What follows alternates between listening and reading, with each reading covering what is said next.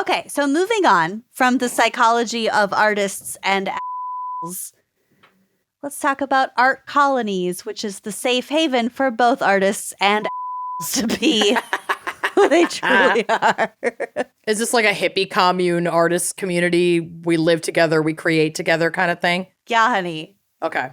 You got to be a certain type to live there.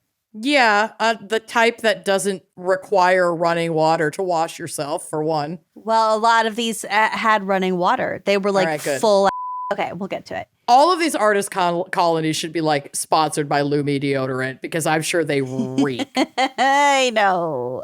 Reek. So art colonies emerged in the 19th century as artists started leaving the cities, the more urban areas, for like the countryside, like we're getting back to the land. Well, how the can you even afford a studio in a big city as an artist? Like, I mean, 1800s, it's like the Fair. 19th century. You're not really, you're like on the cusp of like industrialization. It was more about the getting outside the box, man. Being Like inspired by your surroundings. Back to nature. Like the urban areas were getting so industrialized that you're like, oh. I think it had less to do with like cost of living. Price. Okay. Yeah, I'm thinking through a very modern lens, but now that you're clarifying when this became a thing. I think it was more about the ideology about it. Also, I think that artists at that time probably made more money than artists today. Now, yeah. You know, adjusting for inflation and whatever. So So inflation and also things that we could never see coming, like the internet and fucking AI. I can't imagine trying to make a living now as like a visual artist when the market is so saturated. I mean, I think about this with podcasting. Like anybody can create. And I think that that's so amazing. And I don't want to gatekeep any of these industries. I really do believe that like the more creatives there are and the more exposure we have to all of these people's incredible talents. Absolutely. Like when the water rises, everybody rises, you know? I do believe that, but I think that there are also challenges that come with that, where it's like, how do you get yourself discovered and start to make a living when you're competing against millions of people around? It's global that have access to your work. It's hard. I think that is a super valid argument. Also, when it comes to AI, that argument, especially when it comes to like artists, is like exponentially more applicable. Yes, because it's cannibalizing existing work to create its own automated ideas. Yeah, it's also fucking robot. It's not real freaks me out. people. No, like, so you don't need to pay a chatbot. Like, should we just chatbot this podcast? Honestly, that would actually be fucking hilarious if we did an really AI episode where we like gave a chatbot just to write prompts us a script and had them write us a script and had us read it. Not that I want to like platform AI, but that does sound really fun. It would be really fucking funny. That could be like a good drunk dive or a good gag segment. That's a great idea. Maybe we'll do that for the Patreon, the Pates. Cool. The Pates. Pates, we're coming for you. Yeah. Okay, so these artists that moved to artist compounds, art colonies, they wanted to preserve the simple life and they found beauty in their natural surroundings. The majority of the first art colonies were located in France, the Netherlands, and Germany, and soon spread to the United States. This tracks that they started in France. Totally. Yeah. Oh, the city. It's so overwhelming. It's polluted. I mean, it fucking is. Yes. To be fair.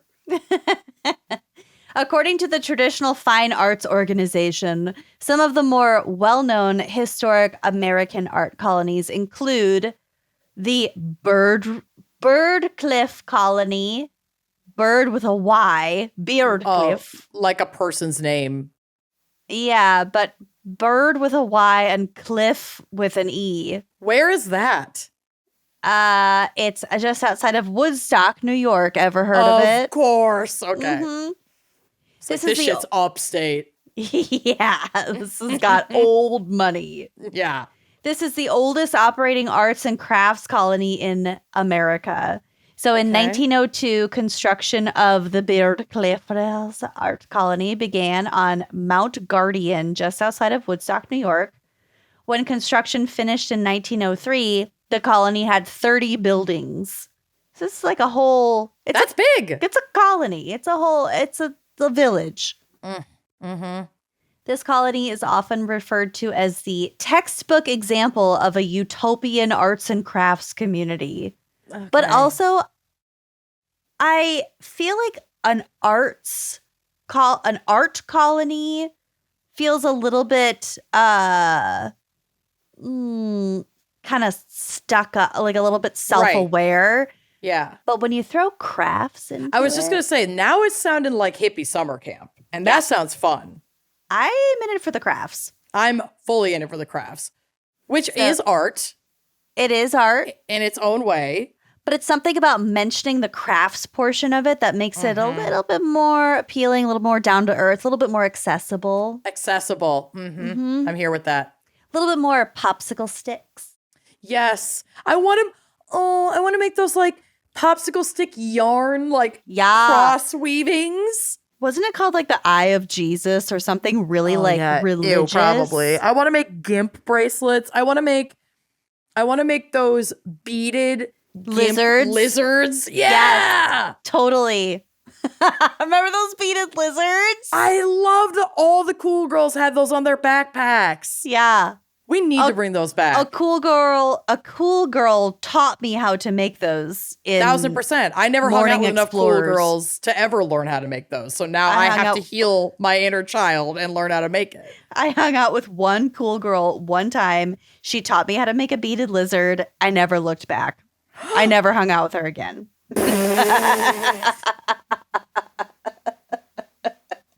I got you what I never needed. looked back at her as you ran away from her after learning your skill. Is what you mean. to go show Scott how to make it. I didn't look back. I left her in my dust.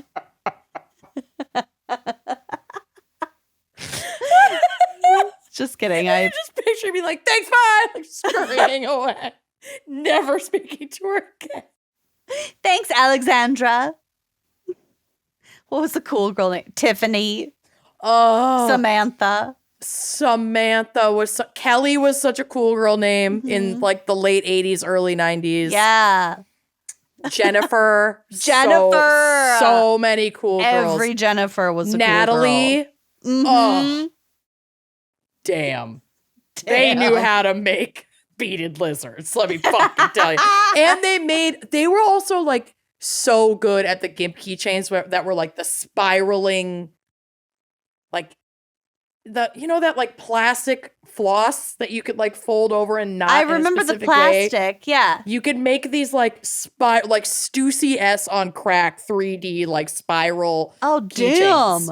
I learned how to make some of those, but I was never as like hardcore. Oh, I know. They look kind of braided. Yes. I feel like we're going to give Andrea, our production manager, and John, our editor, a run for their money trying to find fucking photos of whatever the fuck we're talking about for our I want to make those fucking lizards with those big, like the chunky beads. Yes. We're fucking doing this. This is like 100% happening.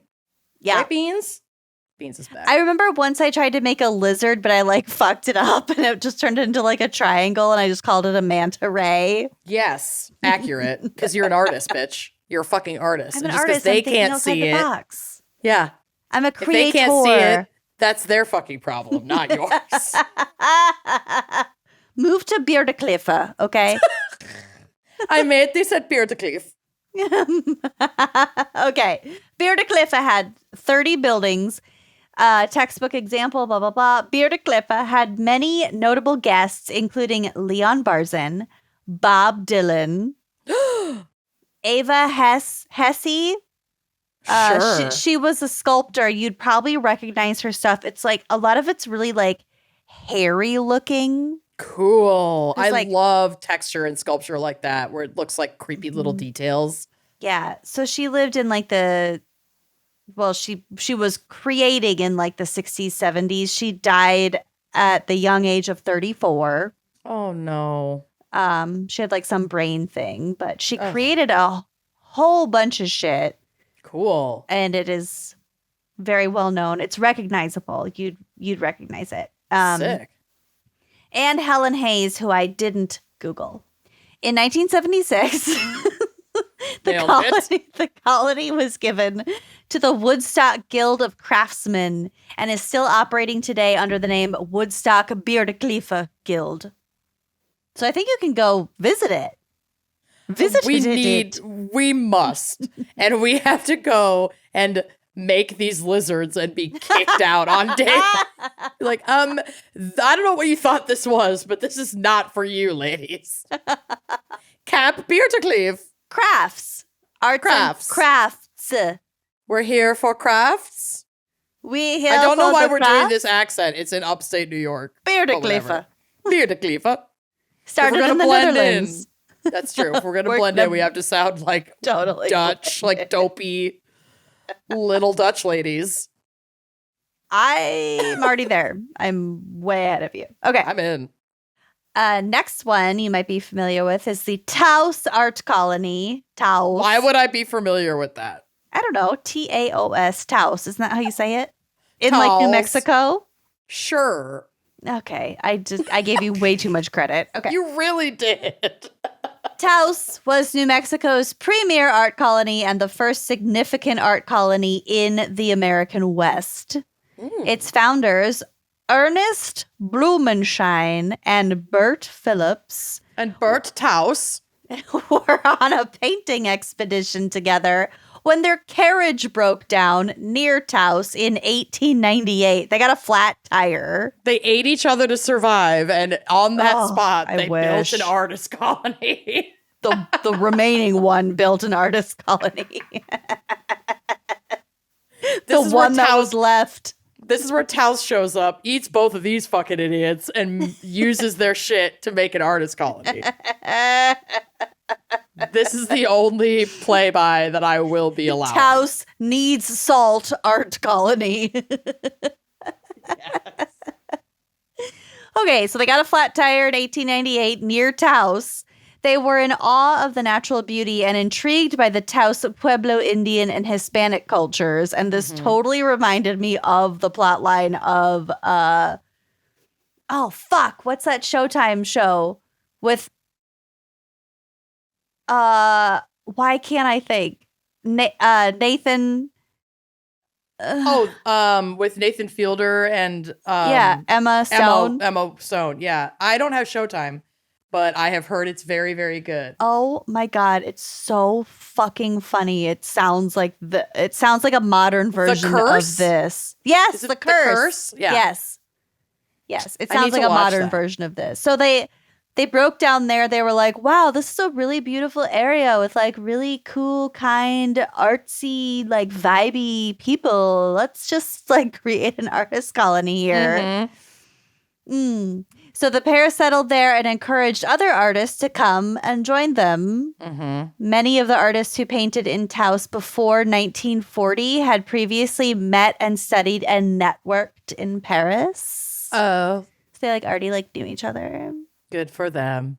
But Taos actually I have not been there, but I had a friend go there and she is a photographer and she took so many really fucking gorgeous photos. Just like natural, I love landscape wise, it's beautiful. I want to move to the desert so bad. I want to live in New Mexico or Arizona.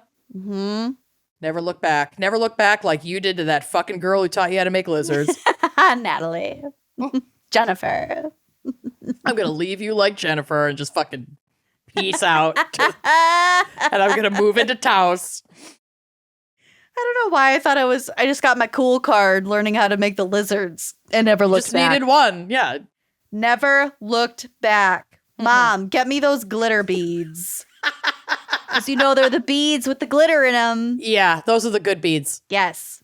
Those were like the rich cool girl beads. That was kind of like learning how to code for our generation.